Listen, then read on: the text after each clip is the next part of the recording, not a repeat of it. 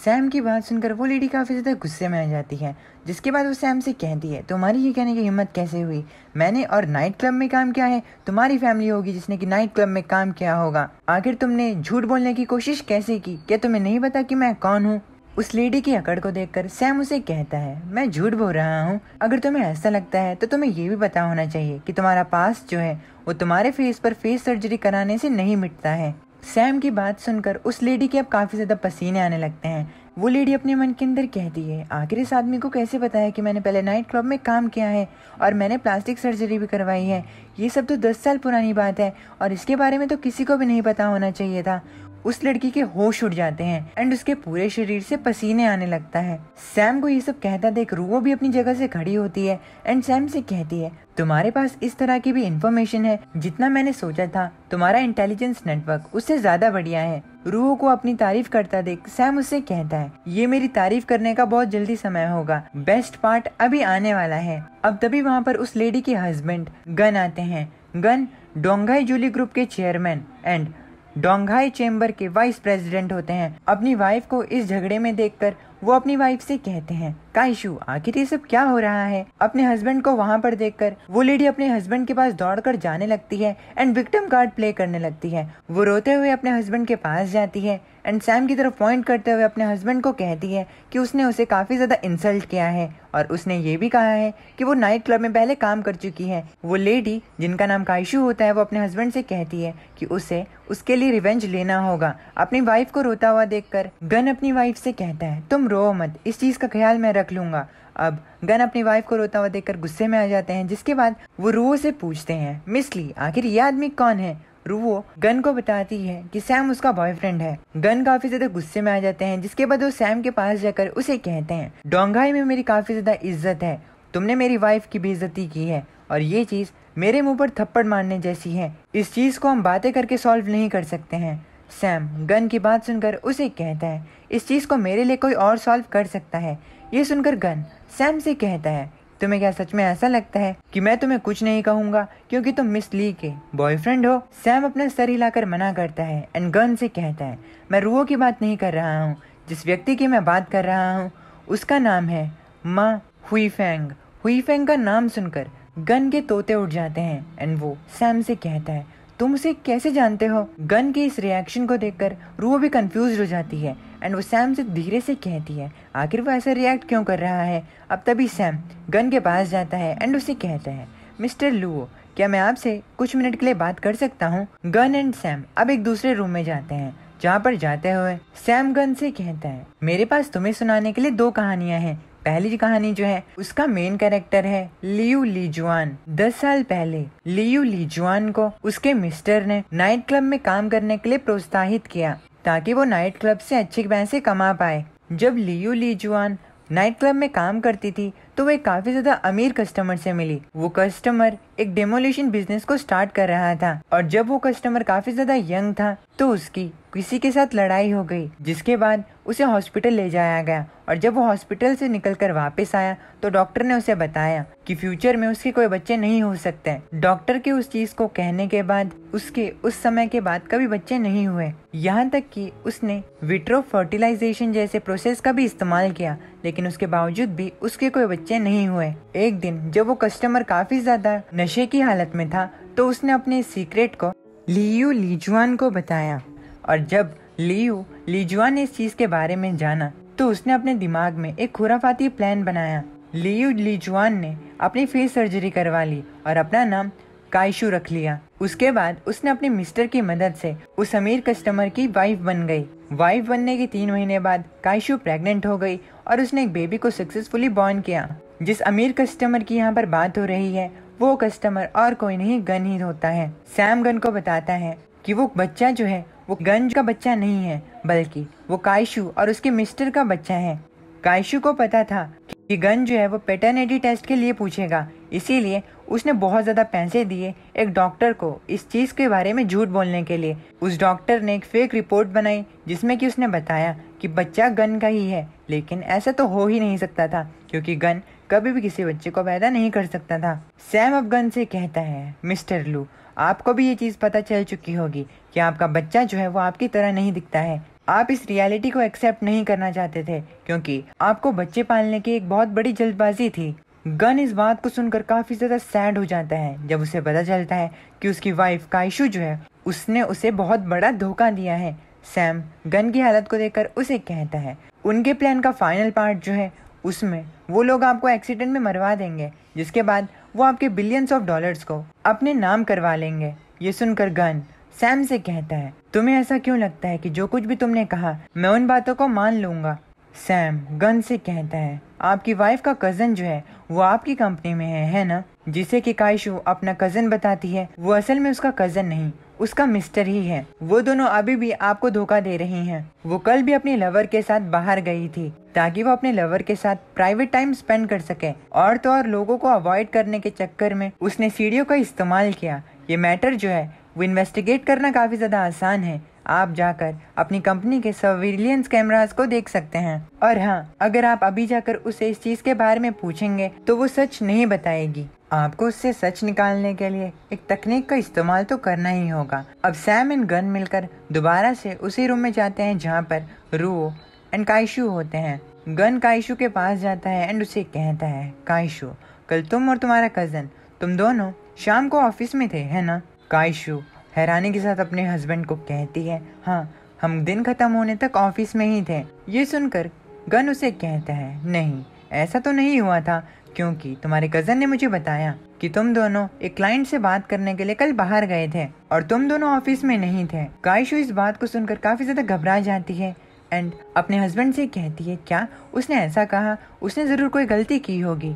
Gun अब गुस्से में आ जाता है एंड वो डरावनी आंखें बनाते हुए काइशू को डराते हुए कहता है क्या ऐसा हो सकता है कि उसे ये चीज याद न रही हो? ठीक है, मैं उसे कॉल करके पूछता हूँ। अब काइशू घबराते घबराते हड़बड़ी में बता ही देती है कि हाँ, वो लोग कल बाहर गए थे एक क्लाइंट से बात करने के लिए, लेकिन वो 2 या 3 बजे वापस लौट आए थे और उसके बाद वो ऑफिस में बैठ के प्रमोशन की बातें करने लगे। काइशू अपने हस्बैंड को ये सब बताती है एंड ये कहती है कि वो ये सब अब उससे अचानक से क्यों पूछ रहा है। काइशू अपने हस्बैंड से कहती है कि सैम ने उसे बेइज्जत किया और उसके सामने डांटा, लेकिन उसके बावजूद भी उसने कुछ नहीं कहा। क्या वो उससे और प्यार नहीं करता है? क्या वो अपने बच्चे से और ज्यादा प्यार नहीं करता है? अब हदें पार हो चुकी होती है। गन को और ज्यादा गुस्सा आ जाता है एंड वो काइशू को थप्पड़ मारकर उसे कहता है क्या तुम्हें सच में ऐसा लगता है कि तुम्हारे झूठ के बारे में मुझे पता नहीं चलेगा? तुम अभी यहाँ से निकल जाओ, मैं तुम्हें बाद में बताता हूँ। काइशू थप्पड़ खाने के बाद वहाँ से चली जाती है। गन अभी भी काफी ज्यादा अपसेट होता है, जिसके बाद वो सैम एंड रुओ से उनके सामने ये सब चीजें करने के लिए माफी मांगता है। रुओ गन से कहती है कि वो इस चीज के बारे में किसी को भी नहीं बताएगी, इसीलिए गन को इस चीज के बारे में चिंता करने की जरूरत नहीं है। गन सैम एंड रुओ को बताता है कि वो बस एक बच्चा चाहता था, लेकिन उसने नहीं सोचा था कि इस चीज में उसका लोग फायदा उठाएंगे। गन काफी ज्यादा सैड हो जाता है एंड कहता है मैं अपनी किस्मत को एक्सेप्ट करता हूँ, मेरा बच्चा कभी नहीं होगा। ये सुनकर सैम उसे कहता है नहीं मिस्टर लू, आपके पास एक बहुत अच्छा बच्चा है। ये सुनकर गन सैम की तरफ मुड़ता है एंड उसे कहता है क्या? सैम गन को बताता है क्या आपको याद नहीं है कि मैंने आपको कहा था कि मेरे पास आपको बताने के लिए 2 कहानियां हैं। अब सैम गन को दूसरी कहानी बताना शुरू करता है। सैम गन को कहता है दूसरी कहानी की शुरुआत में 2 कपल्स होते हैं जो कि चाइल्डहुड फ्रेंड्स होते हैं। कब उनकी दोस्ती प्यार में पड़ जाती है इसका उन्हें पता नहीं चलता। उन दोनों को लगता है कि वो दोनों अपनी जिंदगी को एक दूसरे के साथ स्पेंड कर सकते हैं, लेकिन उन कपल्स में से जो आदमी था वो काफी ज्यादा अमीर बन गया और अमीरी ने उसे खा लिया। इवेंचुअली उसने अपनी पार्टनर पर चीट किया। वो अपनी दूसरी लवर के साथ और पैसों के साथ भाग गया, लेकिन उसे ये नहीं पता था कि उसकी प्रीवियस पार्टनर जो है वो प्रेग्नेंट है। उसकी पहली पार्टनर ने एक बच्चे को जन्म दिया।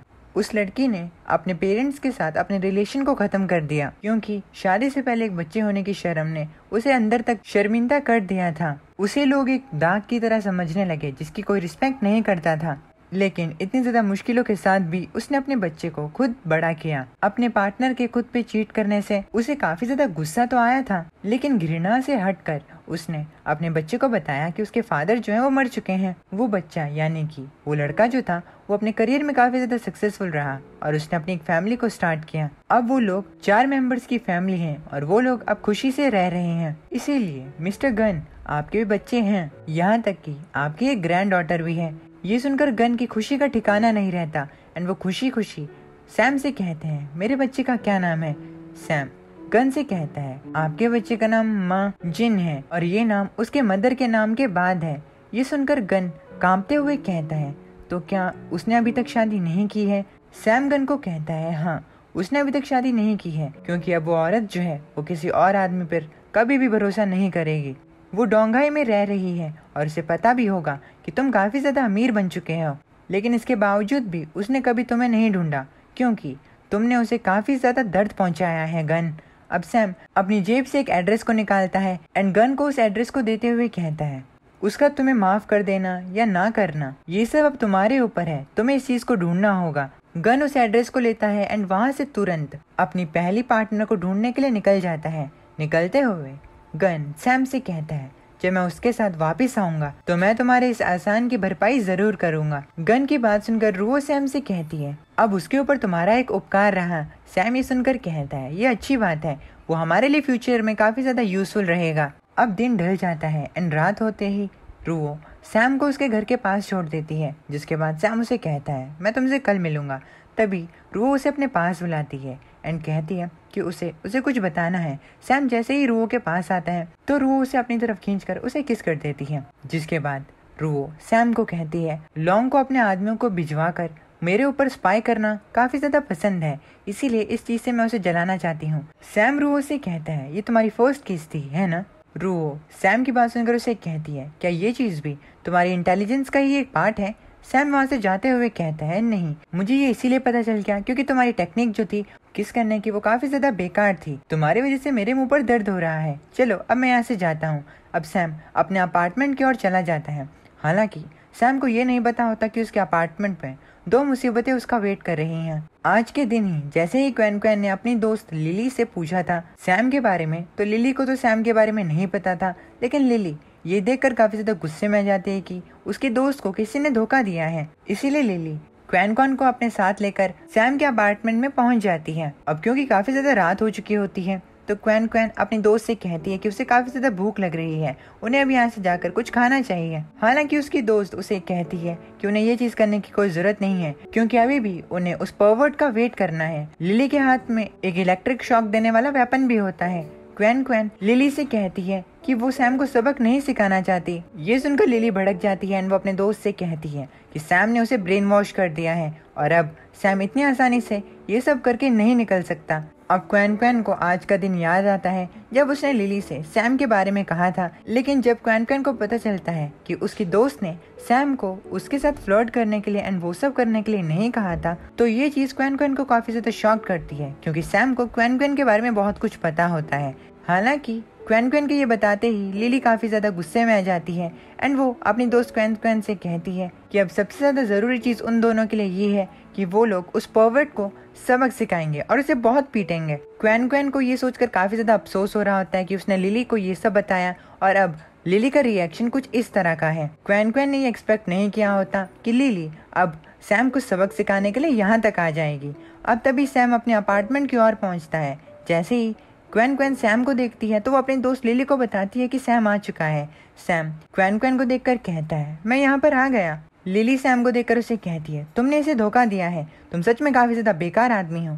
ये सुनकर सैम मुस्कुराते हुए लिली से कहता है अगर तुम्हें पता है कि मैं अच्छा आदमी नहीं हूँ तो तुम इतने हिम्मत के साथ मेरे सामने इतने अकड़ कर कैसे आ गई।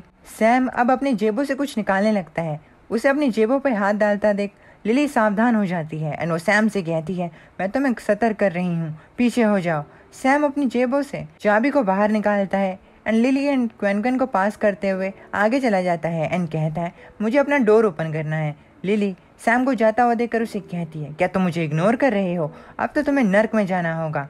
अब लिली उस इलेक्ट्रिक वेपन को सैम पर इस्तेमाल करने जा ही रही होती है कि उसकी दोस्त क्वेन क्वेन उसे ये चीज ना करने के लिए कह देती है।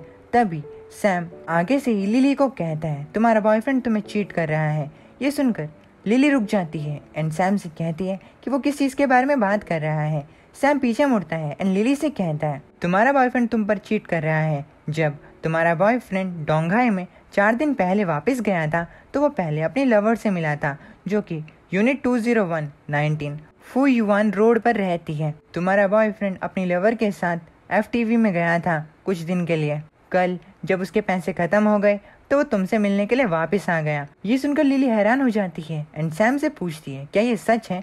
सैम लिली से कहता है अगर तुम्हें मुझ पर विश्वास नहीं होता तो तुम फोन करो और अपने बॉयफ्रेंड से सच्चाई निकलवाने की कोशिश करो। लिली अब काफी ज्यादा गुस्से में आ जाती है एंड वो इस चीज को देखकर फ्रस्ट्रेटेड होकर सैम से कहती है मेरी आंखें आदमियों के लिए काफी ज्यादा बढ़िया हैं, मैं उससे कॉल करूंगी ताकि मैं तुम्हें गलत साबित कर पाऊं। अब जैसे ही लिली अपने बॉयफ्रेंड को कॉल करती है एंड उससे पूछती है कि वो कहाँ पर है, उसका बॉयफ्रेंड उससे कहता है कि वो तो घर ही पर है।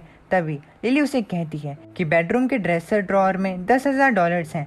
ये सुनकर उसका बॉयफ्रेंड उसे कहता है कि उसे नहीं पता इस चीज के बारे में। लिली का बॉयफ्रेंड उसे कहता है कि वो उससे अब आधे घंटे बाद बात करेगा। लिली को इस चीजों से पता चल ही जाता है कि उसका बॉयफ्रेंड जो है वो घर पर नहीं है और वो उसे धोखा ही दे रहा है। ये चीज जानकर लिली गुस्से में कहती है कि वो उस कमीने को नहीं छोड़ेगी। अब वो भागते हुए वहां से जाने लगती है। लिली को भागता हुआ देखकर क्वेनक्वेन उसे रोकने की कोशिश करती है, लेकिन तभी सैम उसके पास आता है, उसके कमर पर हाथ रखता है एंड उससे अपनी गोदी में उठाकर कहता है अब क्योंकि तुम यहाँ पर हो ही तो क्यों ना तुम मेरे कमरे में चलो। क्वेनक्वेन सैम से पूछती है कि उसने उसे क्यों उठाया है। सैम उसे कहता है कि एक प्रिंसेस को खड़े खड़े होकर थकना नहीं चाहिए। क्वेनक्वेन उसे कह रही होती है कि वो खुद चल सकती है इसलिए वो उसे नीचे रख दे, लेकिन सैम उसकी बात नहीं सुनता है एंड वो लोग एक और नाइट स्पेंड करते हैं।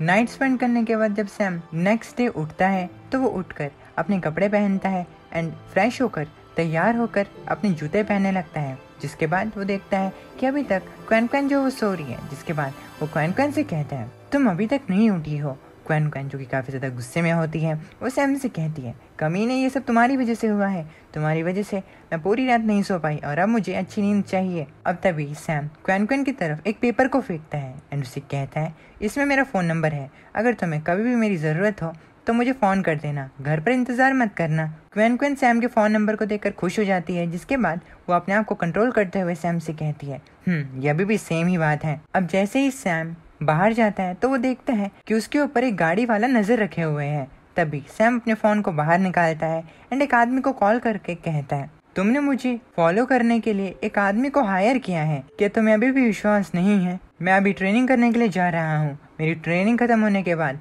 मेरी ट्रेनिंग ग्राउंड में आ जाना मुझसे मिलने के लिए। सैम को पता होता है कि आखिर कौन उसके साथ ये सब कर रहा है, इसीलिए वो उसी आदमी को कॉल करके इस चीज के बारे में कह देता है। अब सैम अपनी ट्रेनिंग करने के लिए जाता है। फिर सैम बात करता है कि 1000 सालों से वो फाइटिंग टेक्निक्स को सीख रहा है और अब वो फाइटिंग टेक्निक्स को मास्टर कर चुका है, लेकिन उसकी फिजिकल फिटनेस जो है वो अभी भी अच्छी नहीं है, उसे और ज्यादा ट्रेन करना होगा। सैम अपनी ट्रेनिंग के बाद अपने मन के अंदर कहता है आफ्टर ऑल मैंने लॉन्ग से पंगा लिया है, मुझे नहीं पता कि फ्यूचर में मैं किस तरह की मुसीबत का सामना करूंगा। सैम की ट्रेनिंग खत्म होते ही ट्रेनिंग ग्राउंड में एक और आदमी आता है।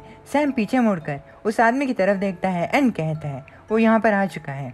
सैम अपने मन के अंदर कहता है कि वैंग जो है वो सिर्फ एक सेकंड रेट है, लेकिन क्योंकि लीताई के काफी ज्यादा कनेक्शंस हैं और वो कनेक्शन के रैंक में सबसे ज्यादा ऊपर है, तो उसने उस चीज का फायदा उठाकर पावर को गेन किया है और वो अपने इन्फ्लुएंस को एक्सपेंड भी कर पाया है। सिर्फ कुछ ही सालों में वैंग युआन जो है वो वन ऑफ द 4 बॉसेस बन चुका है और वैंग सबसे ज्यादा यंगेस्ट भी है। ये 4 बॉसेस ईस्ट चाइना सी में एंटरटेनमेंट इंडस्ट्री के 90% को कंट्रोल करते हैं। यहाँ तक कि ये चारों बॉसेस क्वेरी एंड लॉजिस्टिक्स के बिजनेस में भी इन्वॉल्व्ड हैं। जिस आदमी को सुबह सैम ने कॉल किया होता है वो वैंग होता है। अगर आपको याद ना हो तो वैंग रुओताई का राइट हैंड है। सैम को वैंग के बैकग्राउंड के बारे में सब कुछ पता होता है कि कैसे उसका इन्फ्लुएंस काफ़ी ज़्यादा है, यानी कि उसके अंडर काफ़ी ज़्यादा लोग हैं। इसीलिए सैम वैंग को बात करने के लिए बुलाता है। वैंग ट्रेनिंग ग्राउंड पर आते ही घबराते हुए सैम से कहता है मिस्टर सैम, मुझे पहले आपको कुछ एक्सप्लेन करना है, आपको ज़रूर गलती हुई होगी। मैंने एक आदमी को आपको फॉलो करने के लिए इसीलिए कहा था ताकि मैं आपकी सेफ्टी का ख्याल रख सकूं, मेरे और कोई खराब इंटेंशंस नहीं है। सैम अब वैंग को धमकाते हुए कहता है लेकिन ली रुओताई को इस चीज के बारे में पता नहीं होगा कि तुम किसी आदमी को मेरे एंड रुओ के पीछे स्पाई करने के लिए भेज रहे हो। तुम्हें पता है ना कि ली रुओताई अपनी बहन को लेकर काफी ज्यादा प्रोटेक्टिव है। अगर उसे इस चीज के बारे में पता चलता है कि तुम किसी को मेरे पीछे भिजवा रहे हो तो तुम तो गए। सैम अब चेयर पर बैठ जाता है। सैम की बात सुनकर वैंग हैरान हो जाता है, उसके पसीने आने लगते हैं।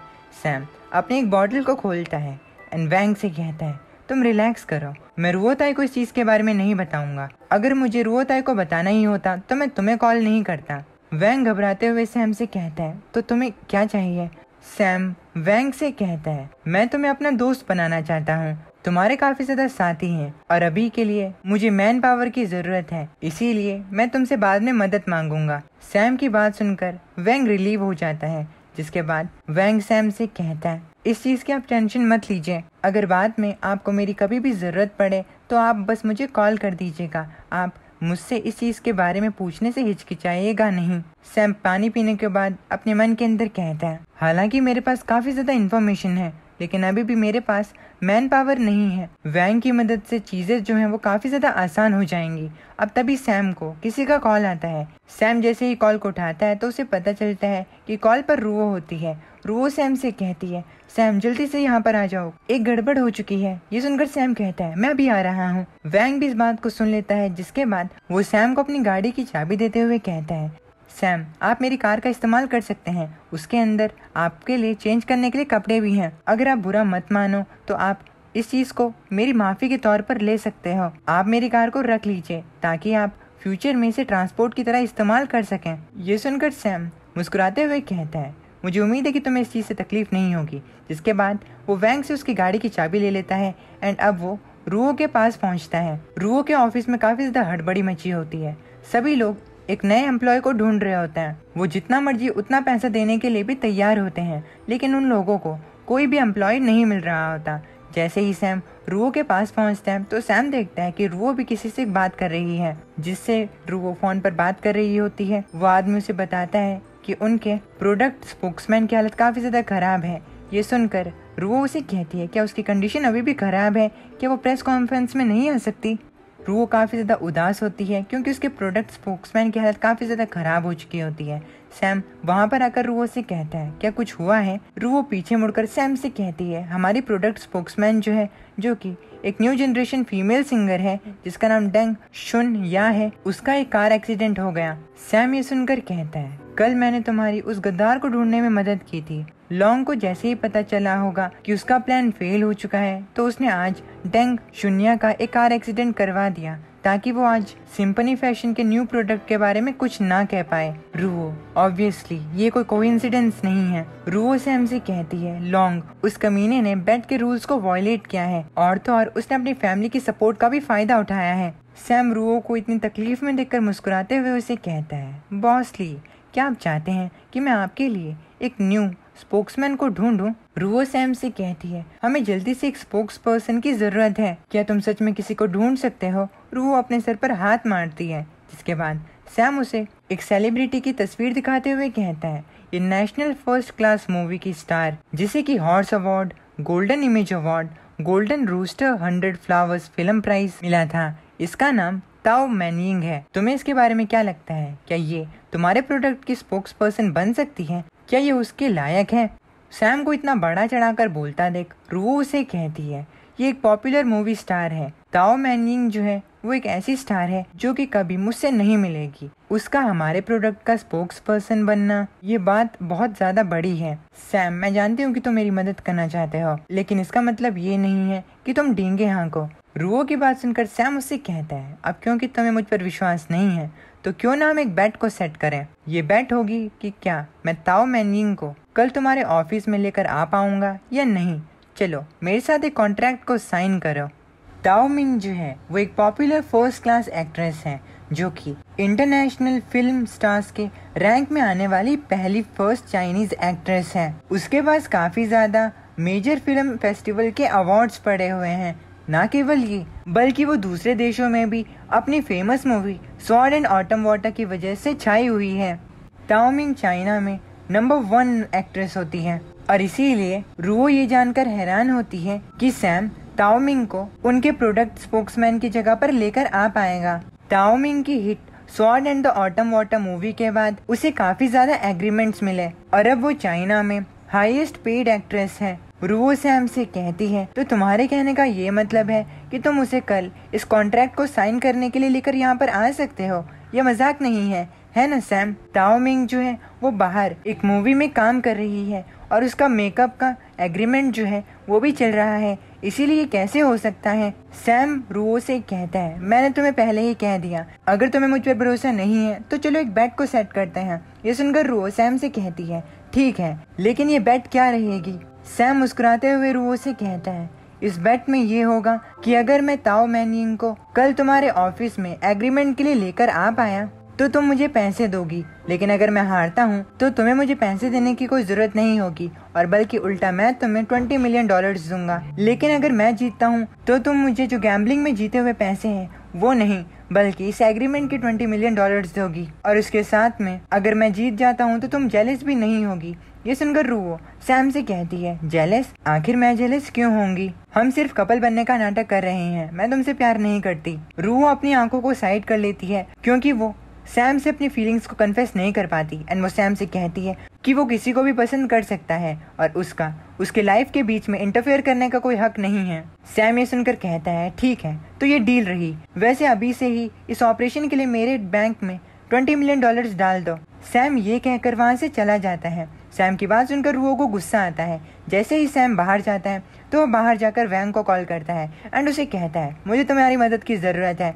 अब सैम वैंग के साथ एक ऑफिस में आता है जहाँ पर काफ़ी ज़्यादा गेमिंग पीसेस पड़े होते हैं एंड वहाँ पर काफ़ी ज़्यादा लोग होते हैं। सैम एंड वैंग के उस जगह पर आते ही एक आदमी उन्हें कहता है, सीन जो है वो क्लियर हो चुका है, हमारे ब्रदर्स जो हैं वो अब तैयार हैं। वैंग अब सैम को बताता है कि ये उसके सभी दोस्त हैं जो कि गेमिंग में काफ़ी ज़्यादा बढ़िया हैं। वैंग सैम से पूछता है कि उन्होंने उन सभी को यहाँ पर किस लिए बुलाया है, जिसके बाद सैम वैंग को बताता है कि पीसी को ऑन करो और लेजेंडरी सिटी लॉट गेम को ओपन करो और उसे खेलना शुरू करो। सैम वैंग को ऑर्डर देता है कि जितने भी प्लेयर्स वहाँ पर हैं उन सभी को रजिस्टर करो और कहो कि एक दिन पहले के थर्ड एरिया जो कि 5 बजे ओपन होता है वहाँ पर जाओ एंड किंग ऑफ द हिजमॉन को अपने कैरेक्टर नेम के पहले इस्तेमाल करो। सैम जैसे कहता है वैसे ही उसके दूसरे प्लेयर्स भी करते हैं। वो सभी लोग अपने नाम लिखने से पहले किंग ऑफ हिजमॉन लिखते हैं और उसके बाद अपने कैरेक्टर का नाम देते हैं, जैसे कि किंग ऑफ द हिजमॉन तात्सु।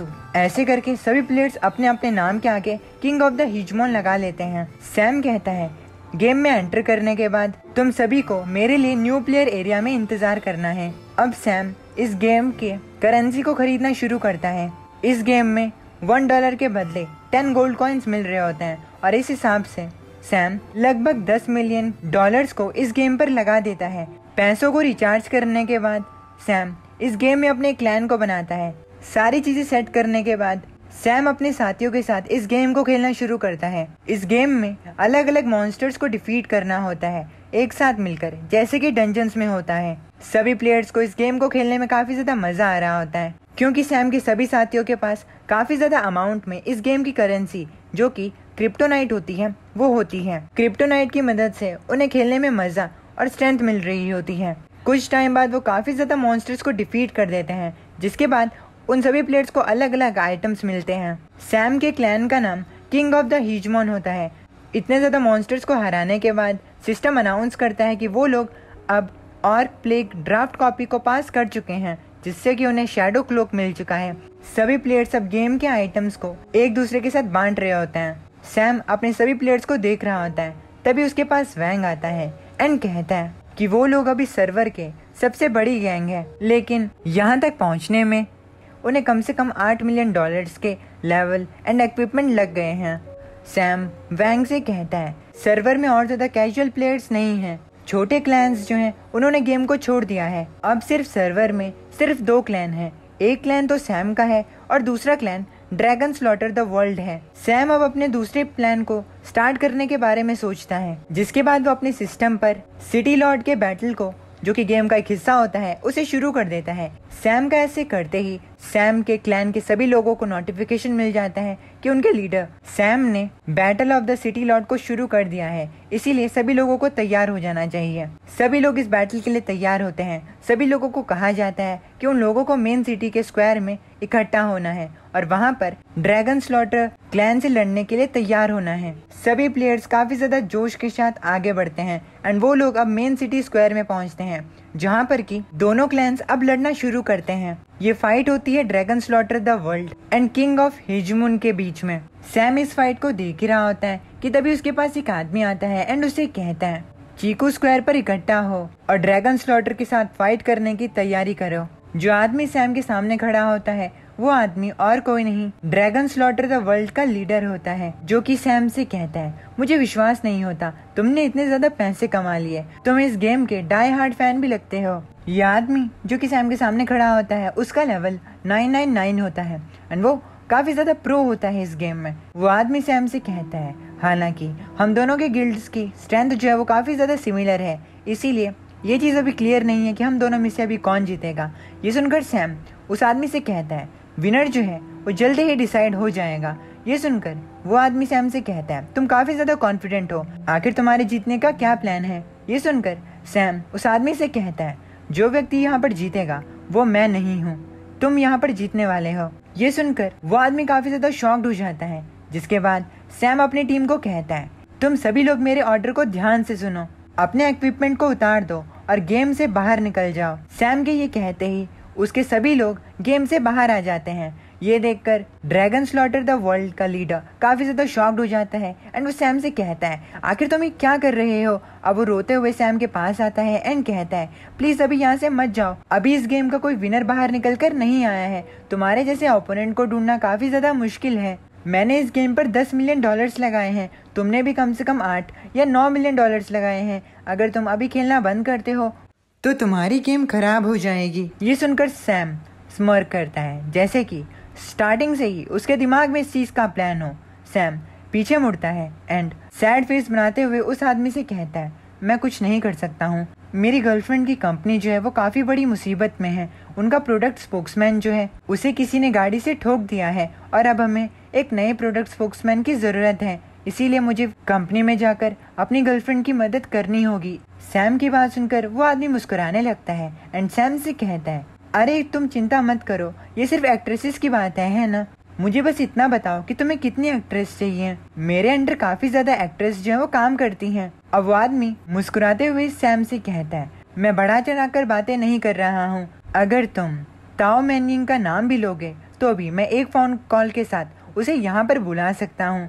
ये सुनकर सैम मुस्कुराता है और अपने मन के अंदर कहता है, प्लान सक्सेसफुल रहा।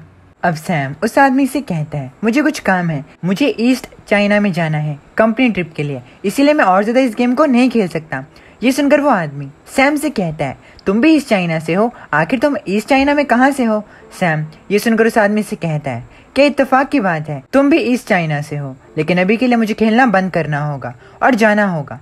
सैम एटीट्यूड में ये कहता है एंड उस गेम से लॉग आउट कर देता है। हालांकि वो आदमी सैम को रोकने की कोशिश करता है। सैम के सर्वर से जाते ही सैम के फोन पे उसे एक नोटिफिकेशन आता है। जैसे ही सैम अपने फोन को उठाता है तो उसे पता चलता है कि उसी क्लैन लीडर ने उसे मैसेज किया है। वो आदमी सैम से कहता है, मैंने भी इस गेम को खेलते हुए $10 मिलियन स्पेंड किए थे, तुम्हारे नंबर को ढूंढना आसान था, तुम्हारे नंबर के बारे में मैंने सर्वर ओनर से पूछा, उसने अभी के लिए सर्वर बंद कर दिया है, जब तुम्हारा काम खत्म हो जाएगा उसके बाद हम खेलेंगे। मैं तुम्हें कुछ चीज बताना चाहता हूँ, तुम और मैं हम दोनों के सेम सरनेम है, अब क्योंकि हम दोनों ही ईस्ट चाइना में हैं, तो क्यों ना हम दोनों एक दूसरे से मिलें, क्या मैं तुम्हारे पास आऊँ या फिर तुम मेरे पास आने वाले हो।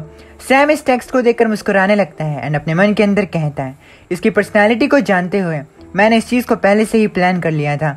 सैम उस आदमी को मैसेज करता है एंड कहता है, क्यों नहीं, हम जरूर मिलेंगे, लेकिन अभी के लिए मेरी गर्लफ्रेंड को काफी ज्यादा जल्दी है, इसीलिए अगर तुम्हारे पास कोई प्लान है तो मुझे अभी बता दो, ये बढ़िया रहेगा। सैम इतना टेक्स्ट करने के बाद अपने साथी प्लेयर से कहता है, तुम लोगों ने काफी ज्यादा अच्छा काम किया, अगर तुम्हारे पास और कुछ करने के लिए नहीं है तो तुम सभी लोग अब यहाँ से जा सकते हो। सैम को वो आदमी टेक्स्ट करता है एंड उसे एक लोकेशन के बारे में बताता है एंड वहाँ पर आने के लिए कहता है। कुछ समय बाद सैम उस आदमी की भेजी हुई लोकेशन पर पहुँचता है। वो लोकेशन एक बहुत बड़े आलीशान घर की होती है, जिसके बाहर एक बहुत ज्यादा लग्जूरियस स्पोर्ट्स कार खड़ी होती है। सैम उस जगह पर जाते ही जिस आदमी ने उसे बुलाया होता है उसे पहचान लेता है एंड उसे कहता है, तो आप गेम खेल रहे थे बॉस लाई। वो आदमी जो कि सैम के सामने खड़ा होता है वो असल में एक मोटा आदमी होता है, जो कि सैम से कहता है, तुम मेरे साथ उस गेम को खेल रहे थे, तुम्हारा नाम टायरेंट रूलर सैम है ना। जो मोटा आदमी सैम के सामने खड़ा होता है वो एक चेयर पर बैठा होता है।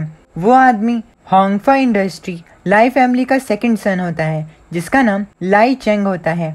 चेंग की उम्र अभी 42 इयर्स ओल्ड होती है, यानी कि वो सैम से दुगनी एज का होता है। सैम चेंग को अपना नाम बताता है, जिसके बाद चेंग सैम से कहता है, आखिर तुम्हें कैसे पता कि मैं कौन हूँ? सैम चेंग से कहता है, आप होंगफा इंडस्ट्री की ली फैमिली के सेकंड सन हो। नॉर्मली आपको सभी लोग जानते हैं क्योंकि आपकी रेपुटेशन जो है वो इस सिटी में काफी ज्यादा है। चेंग कप में चाय डालते हुए कहता है, मेरी रेपुटेशन? मुझे बताओ कि तुम कौन सी फैमिली में हो। चेंग काफी ज्यादा सतर्क हो जाता है। चेंग ने सैम के लिए ही कप में चाय डाली होती है, जिसके बाद सैम नीचे बैठते हुए चेंग से कहता है, आखिर आप इतने ज्यादा सावधान क्यों हो गए? क्या आपको डर है कि आपका भाई आपको मार देगा? होंगफा ली फैमिली जो होती है वो चाइना की टॉप 10 इंडस्ट्रियल कंपनी होती है। उनकी total market value 60 billion plus होती है। उस कंपनी का चेयरमैन लाई रॉन होता है, जो कि 70 ईयर ओल्ड चेयरमैन होता है कंपनी का। रॉन अभी सेमी रिटायर्ड स्टेट में है। अभी के लिए कंपनी को चीफ यूली यू चार्ज कर रहे हैं। जो कोई भी मेजर फैमिली लाई चेंग के साथ कांटेक्ट में आती है वो यू के लिए एक गद्दार बन जाता है। लाई यू जो है वो हमेशा से ही चेंग की जिंदगी को खत्म करना चाहता था और यू ही चेंग का बड़ा भाई भी है। चेंग के हाथ अब कांपने लगते हैं। कांपते हुए वो सैम से कहता है, आखिर तुम किस फैमिली से हो? सैम मुस्कुराते हुए कहता है, बॉस लाई, आप इतनी ज्यादा चिंता मत कीजिए। मैं किसी भी फैमिली से बिलोंग नहीं करता हूँ। मेरा बैकग्राउंड आपके बैकग्राउंड की तरह स्ट्रांग नहीं है। ये सिर्फ किस्मत की बात है कि हम लोग मिल पाए। चेंग सैम की बात सुनकर अपने मन के अंदर सोचने लगता है कि उसे चीजों पर ज्यादा जोर नहीं देना चाहिए। उसे धीरे धीरे करके सैम के बारे में पता लगाना चाहिए। चेंग को डर होता है कि कहीं सैम को यू ने ना भेजा हो। हालांकि चेंग ये भी सोच रहा होता है कि सैम अभी काफी ज्यादा यंग है, तो ऐसा होने के चांसेस काफी ज्यादा कम है।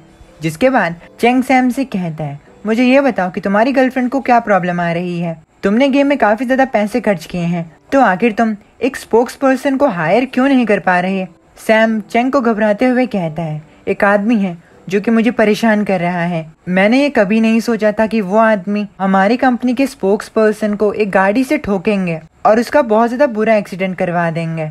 सैम डिप्रेसिव सा चेहरा बनाते हुए कहता है, ये सच में काफी ज्यादा दुख कर देने वाली बात है। अब चेंग सैम से कहता है, तो तुमने गुस्से में आकर अपने सारे पैसों को गेम में बर्बाद कर दिया और गेम में लोगों को मारकर अपने गुस्से को शांत किया।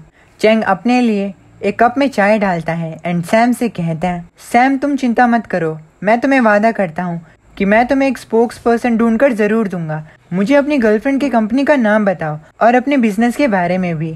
सैम चेंग से कहता है, हम लोग कॉस्मेटिक्स बनाते हैं। हमारी कंपनी का नाम सिंपनी फैशन है। चेंग ये नाम सुनकर मुस्कुराते हुए सैम से कहता है कि तुम्हारी गर्लफ्रेंड का नाम रूवो है। चेंग हंसते हुए सैम से कहता है, अगर तुम ली फैमिली से थे तो तुम्हें मुझे पहले ही बता देना चाहिए था। अब क्योंकि तुम इस चीज को छुपा रहे थे तो मैंने सोचा तुम किसी दूसरी फैमिली से हो। सैम चेंग से कहता है, मैं भी ली फैमिली का पार्ट नहीं हूँ। आपने जरूर सुना होगा कि रूवो बिंग जो है उसका उसकी फैमिली के साथ एक खराब रिलेशनशिप है। अब तभी अचानक से सैम को रूवो का कॉल आता है। रूवो अभी बात ले रही होती है एंड वो बात लेते हुए सैम से बात करती है। सैम रूवो के कॉल को उठाता है। रूवो सैम से कहती है, तुमने मेरे 10 मिलियन को गेम्स पर खर्च किया। सैम रूवो से कहता है कि वो अभी के लिए इस चीज को नहीं समझा सकता है। सैम रूवो से कहता है, क्यों ना हम बेट को इंक्रीज करें। जो कोई भी अब इस बेट को हारेगा उसे अपने घुटनों पर बैठकर माफी मांगनी होगी। इसके बारे में तुम्हारा क्या ख्याल है? रूवो सैम की बात सुनकर उसे कहती है, तुम सिर्फ और ज्यादा देरी कर रहे हो। सैम को रूवो के साथ इस तरह बात करता देख चेंग हैरान हो जाता है एंड वो हैरानी के साथ सैम से कहता है, आखिर तुम रूवो से किस चीज के बारे में बात कर रहे थे? चेंग अपने मन के अंदर कहता है, रूवो के साथ ये ऐसी बात कर रहा है और रूवो को ये उसके घुटनों पर आने के लिए भी कह रहा है। आखिर ये बच्चा कौन है? क्या इसके अंदर कोई आर्मी है? सैम चेंग को घबराया हुआ देखकर उसे कहता है, अरे तुम चिंता मत करो, हम दोनों के बीच में एक शर्त लगी हुई है और ये शर्त काफी ज्यादा बड़ी है। चेंग ये बात सुनकर कहता है, सैम क्यों ना तुम और चाय पियो और मुझे बेट के बारे में बताओ। क्या तुम्हें मुझे बताने में कोई हर्ज है? सैम चेंग से कहता है, मेरी गर्लफ्रेंड की कंपनी के साथ कोई पंगे ले रहा है। मैं अपनी गर्लफ्रेंड की मदद करना चाहता था लेकिन वो मुझे अपनी मदद नहीं करने दे रही है। मुझे पता है कि वो ये सब मुझे प्रोटेक्ट करने के लिए कर रही है, लेकिन बॉस लाई, आपको पता है कि लॉन्ग कौन है ना? चेंग सैम से कहता है, सभी लोग उसके बारे में जानते हैं। तो तुम्हारे कहने का ये मतलब है कि लॉन्ग ने तुम्हारी कंपनी के स्पोक्स पर्सन को उस एक्सीडेंट में उड़वा दिया? सैम चेंग से कहता है, रूवो को डर है कि लॉन्ग जो है वो मेरे बारे में जानता है और वो मुझ पर हमला करेगा। हालांकि मैं समझता हूँ कि रूवो जो है वो सिर्फ मुझे बचाने के लिए मुझे पीछे रोक रही है। अब सैम अचानक से खड़ा होता है एंड गुस्से में कहता है, लेकिन बॉस लाई, मैं एक डिग्निफाइड आदमी हूँ। मैं जानता हूँ कि लॉन्ग रुओ को अपना बनाना चाहता है, लेकिन आपको क्या लगता है, क्या मैं एक भगोड़े की तरह इस चीज के बारे में कुछ न करूं और छुपा रहूं? अगर अभी मैंने कुछ नहीं किया तो मैं अपने आप को आदमी कैसे बोल पाऊंगा? सैम की बात बिल्कुल चेंग के दिल को छू देती है, जिसके बाद वो टेबल पर जोर से हाथ मारते हुए कहता है, सैम तुम बिल्कुल सही कह रहे हो, तुम बिल्कुल सही कह रहे हो। चेंग अपने बॉडीगार्ड से टी की जगह वाइन लाने के लिए कहता है, जिसके बाद वो सैम से कहता है, मैं तुम्हें समझता हूँ सैम, अगर तुम एक मर्द हो तो तुम डरपोक नहीं हो सकते। लॉन्ग की ऐसी की तैसी, तुम आगे बढ़ो। चेंग की बात सुनकर सैम चेंग से कहता है, मैंने एंड रुओ ने एक शर्त लगाई है, उसकी कंपनी के न्यू प्रोडक्ट लॉन्च पर वो मुझे कंपनी की फुल पावर देगी। अगर प्रोडक्ट की प्रेस कॉन्फ्रेंस अच्छी जाती है बिना किसी मुसीबत के तो मैं शर्त जीत जाऊंगा, लेकिन अगर कुछ गलत हुआ तो वो जीत जाएगी। सैम उदास होते हुए चेंग से कहता है, अगर मैं शर्त हार गया तो मुझे रुओ की हर बात माननी होगी, मुझे खुद को रोकना होगा और एक बच्चे की तरह जिंदगी जीनी होगी। सैम चेंग को काफी ज्यादा मैनिपुलेट कर रहा होता है। चेंग सैम से कहता है कि अगर ऐसी बात है तो वो उसकी मदद करेगा। चेंग के लिए स्पोक्स पर्सन को ढूंढना बहुत ज्यादा मामूली सी बात होती है, जिसके बाद चेंग सैम से कहता है कि वो जल्दी से उसकी मदद करेगा। सैम अपनी एक आंख खोलकर चेंग की तरफ देख रहा होता है। अब तभी चेंग सीधा ताओ मैनिंग को कॉल करता है एंड उसे वापस से ईस्ट चाइना में आने के लिए कन्विंस कर लेता है। एक कॉल में ही सैम का काम हो जाता है। सैम ये देखकर शॉक्ड होता है। चेंग उसे कहता है, तुम्हारा काम हो गया भाई। सैम अपने मन के अंदर कहता है, जैसे कि मैंने सोचा था बिल्कुल वैसा ही हुआ, ये काम आसानी से हो गया, लेकिन ताओ मैनिंग का कॉन्ट्रैक्ट जो है उसमें ज्यादा पैसा लगेगा। वैसे मैं चेंग को उसके भाई ली यू के प्लान के बारे में बताने नहीं वाला था, लेकिन मैं चेंग से आज ही मिला हूँ और आज ही उसका दोस्त बना हूँ, लेकिन इस चीज के बावजूद भी उसने इस चीज की परवाह नहीं की कि अगर वो मेरी मदद करेगा तो उसके लॉन्ग के साथ पंगे हो जाएंगे। अब क्योंकि चेंग ने मेरी मदद की है तो चेंग की मदद मैं जरूर करूंगा। अब सैम बिना चेंग को पता लगे हुए अपने फोन को अपने पीठ के पीछे करता है एंड चेंग को एक टेक्स्ट करता है। दूसरी ओर चेंग सैम को फोन दिखाते हुए कहता है, हम लोगों की किस्मत में मिलना था, मैं तुमसे कुछ ही साल बड़ा हूँ, इसीलिए तुम मुझे ब्रदर चेंग कह सकते हो। सैम चेंग से कहता है, कोई बात नहीं ब्रदर लाई, हमारी किस्मत में मिलना जितना आपने सोचा था उससे ज्यादा है। सैम की बात सुनकर चेंग शॉक्ड हो जाता है, जिसके बाद सैम के फोन पे एक नोटिफिकेशन आता है। सैम चेंग को मैसेज पढ़ने के लिए कहता है, जिसके बाद वो चेंग से कहता है, इस नंबर के ओनर को ढूंढो और उसे पकड़ लो, वो आपको 10 साल पहले हुए आपके कार एक्सीडेंट के बारे में सच्चाई बता देगा। ये सुनकर चेंग गुस्से में आ जाता है एंड इसी के साथ हमारा ये एपिसोड यहीं पर ख़त्म हो जाता है। I know I am very late because of my school. I hope you guys understand and I will meet you in the next one. Until then, please subscribe the channel and please take care of your parents. Matane.